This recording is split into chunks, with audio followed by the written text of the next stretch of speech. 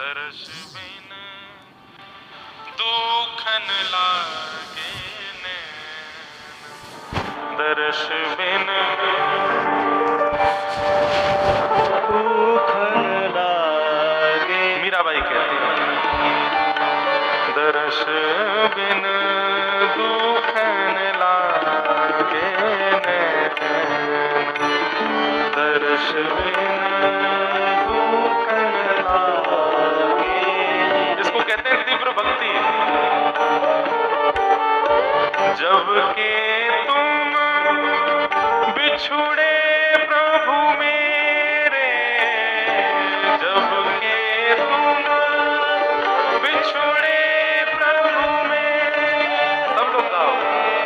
जब ते तुम बिछुड़े प्रभु मेरे, जब ते तुम बिछुड़े प्रभु मेरे, कबहु ना पायो चैन, कबहु ना पायो चैन,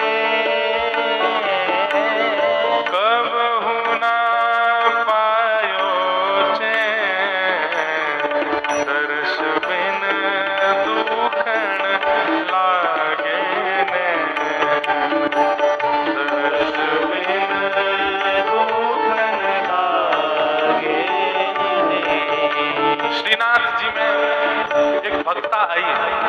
जब श्रीनाथ जी गोवर्धन में विराजते थे, बहुत ध्यान से सुनिएगा, जब श्रीनाथ जी गोवर्धन में विराजते थे आज से 500 वर्ष पहले, तब एक राजकुमार की पुत्री अजब कुमारी वो गोवर्धन दर्शन करने के लिए आई। और जैसे उसने त्रिभंग लली ठाकुर जी को देखा ना, वो ऐसी आतुर हो गई उनके रूप पर। तीव्र भक्ति किसको कहते हैं सुनिए। गोवर्धन से वापस चली गई उदयपुर, परंतु उसको ज्वर चढ़ने लगा। और जब ज्वर चढ़ता था, वैद्य आते थे, वैद्य आकर के औषधि देते थे, लेकिन वो औषधि कोई काम नहीं कर पाती थी। हर प्रकार की औषधि से भी वो निवृत्त नहीं हो पा रही थी।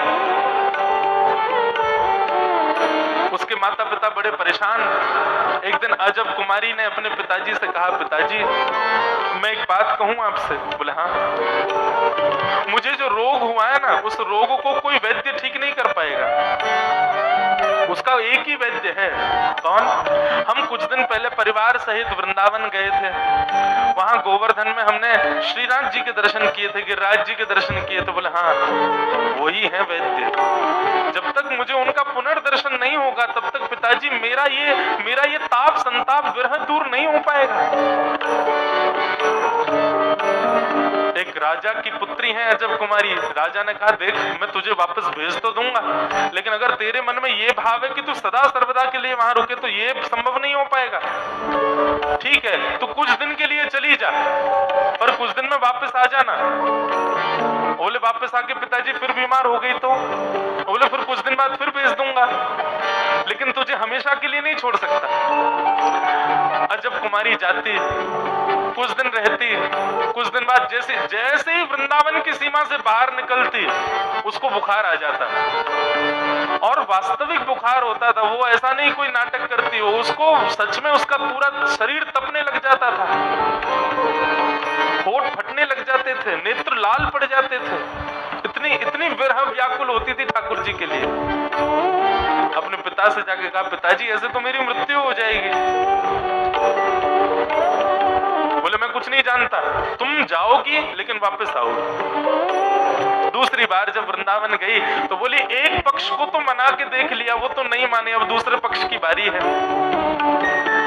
श्रीनाथ जी के सामने बैठी है। बोले पिताजी तो नहीं मान रहे मुझे आपके पास छोड़ने के लिए, लेकिन आप तो भक्तवत्सल हो ना, आप तो भक्त पर अनुग्रह करते हो ना नाथ। मैं यहाँ नहीं रह सकती, लेकिन आप तो आ सकते हो ना मेरे पास में। उसके लिए ठाकुर जी से जिज्ञासा करने लगे, लेकिन ठाकुर जी की तरफ से कोई प्रत्युत्तर नहीं मिला। अजब कुमारी व्याकुल रहने लगी, क्या करूं मैं, ये बार बार आना जाना मुझसे नहीं होता, मुझे एक जगह रहना है, मुझे इन्हीं के पास रहना है, या तो मेरे प्राण निकल जाएं या फिर ये मुझे स्वीकार कर ले। ये तीव्र भक्ति है। अजब कुमारी अब की बार जब गोवर्धन आई, उसने वहां के मंदिर के सेवा अधिकारी से कहा कि मुझे कोई सेवा प्रदान कीजिए, आप सब पुरुष लोग ही सेवा करते हैं, कोई मेरे लायक कोई सेवा नहीं है मंदिर में जिससे मैं भी इनके समीप बैठी रहूं। बोले यहाँ तो सब अप्रस है, तुम कोई सेवा, तुमको जो रुचि लगे, बाह्य सेवा जो बाहर से ही तुम कर सको वो देख लो। तो उसने मन में विचार किया कि मैं देखती हूँ रोज शाम को ठाकुर जी चौसर खेलते हैं और वो चौसर में बड़ी निपुण थी। उसने कहा ठीक है, एक चौकी सामने दर्शनार्थियों के बीच में लगा लेती और उस पर चौसर बिछा करके ठाकुर जी के साथ चौसर खेलती थी। एक बाजी स्वयं चलती और अपनी चाल चलने के बाद ठाकुर जी से कहती, ठाकुर जी अब आपकी बारी है, मैं ही चल देती हूँ, आपको जो लगे वो इसमें उत्पन्न करा देना। और ठाकुर जी की बाजी निकाल करके जैसे ही चलती है, ठाकुर जी की बाजी देख करके अगर अच्छी बाजी आती तो ठाकुर जी को कहते, अच्छा बड़े चतुर हो, हमसे आगे निकल रहे हो। ऐसे खेलती थी ठाकुर जी के साथ। लेकिन अजब कुमारी इतनी निपुण थी खेलने में कि उससे कोई नहीं जीत सकता। जब वो खेल खेलती थी ना तो श्रीनाथ जी के नेत्र मटकते थे इधर उधर। ठाकुर जी मानो वास्तव में उनकी इच्छा प्रकट होती थी कि मैं ही खेल रहा हूं। और एक समय ऐसा आया कि अजब कुमारी अपनी चाल चलने के बाद जब ठाकुर जी की चाल चलती ना तो वास्तव में ठाकुर जी के द्वारा ही वो चाल चली जाती थी।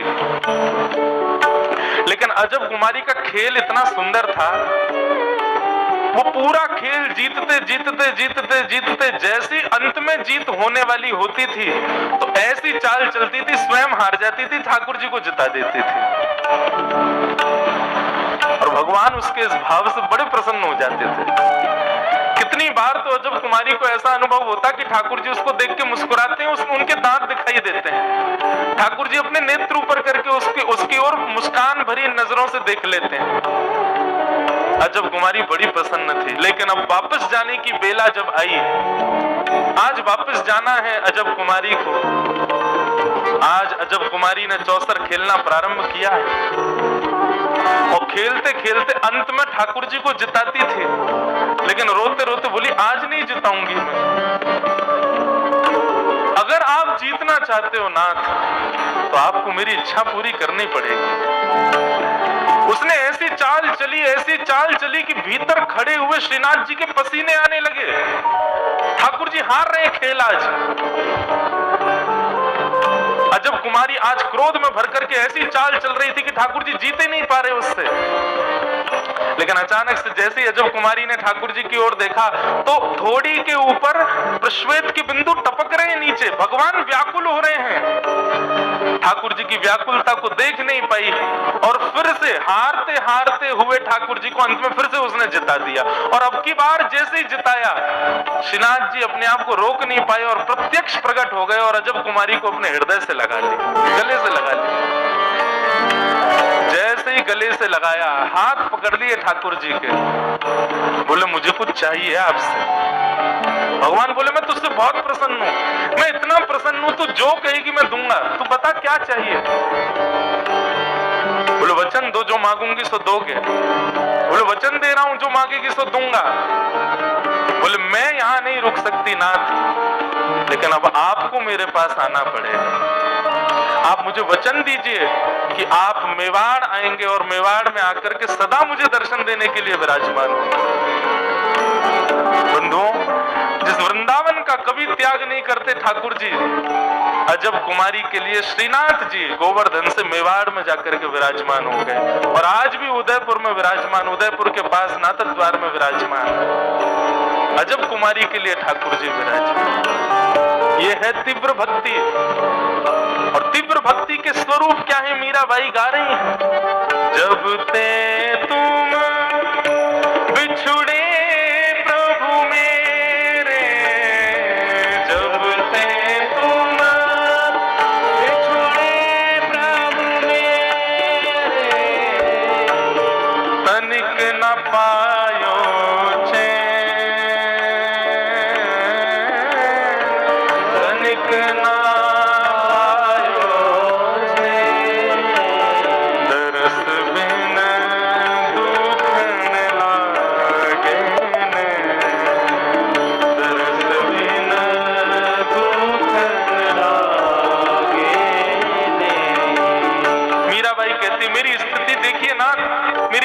कैसी है? शब्द सुनत मेरी छतिया कांपे, शब्द सुनत। कोई कृष्ण कह दे, कोई गोपाल कह दे तो मेरा हृदय कंपित हो जाता है। शब्द सुनत मेरी छतिया कांपे, शब्द सुनत मेरी छतिया कांपे। ठाकुर जी बोले मेरा नाम सुन के इतनी व्याकुलता होती तो मत सुना करो। मीराबाई कहते क्यों ना सुनूं? मीठो मीठो बैन, मीठो, इतना मीठा है आपका नाम। विरह कथा कासू कहूं सजनी, विरह कथा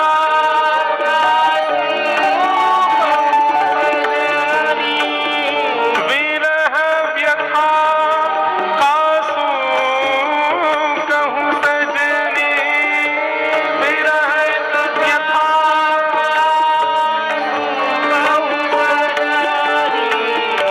यह गई करवत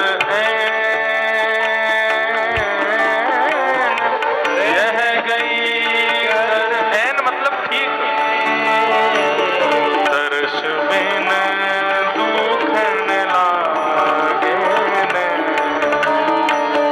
दर्श बिन दुखन लागे न, दर्श बिन दुखन लागे न, दर्श बिन दुखन। मीराबाई कह रही है तीव्र भक्ति वाली की स्थिति क्या है? कल ना परत बल हरि मग जोवत, कल ना परत बल हरि मग जोवत, कल ना परत बल हरि मग जोवत, कल ना परत बल हरि मग जोवत, भई क्षमा सीरैन, भई क्षमा। एक क्षण का वियोग भी 6 महीने के समान लगता है। मीराबाई कहती हैं आपको देखे बिना, आपको सुने बिना, आपसे मिले बिना, आपके पास आए बिना कल ना परत, मुझे सल नहीं पड़ता है, मेरे चित्त को चैन नहीं मिलता। और आपसे दूर जाती ऐसा लगता है कि 1 मिनट पहले तो दर्शन करके आई है, लेकिन 6 महीने जैसे लगते हैं कि कितने दिन निकल गए देखे बिना। मीरा के प्रभु कब रे मिलोगे, मीरा के प्रभु कब रे मिलोगे, मीरा के प्रभु कब रे मिलोगे, मीरा के प्रभु कब रे मिलोगे। दुख में तन सुख देन, दुख में तन सुख देन, दुख में तन सुख देन, दर्श बिन दुखन लागे न, दर्श बिन दुखन लागे न, दर्श बिन दुखन लागे न, दर्श बिन दुखन लागे न।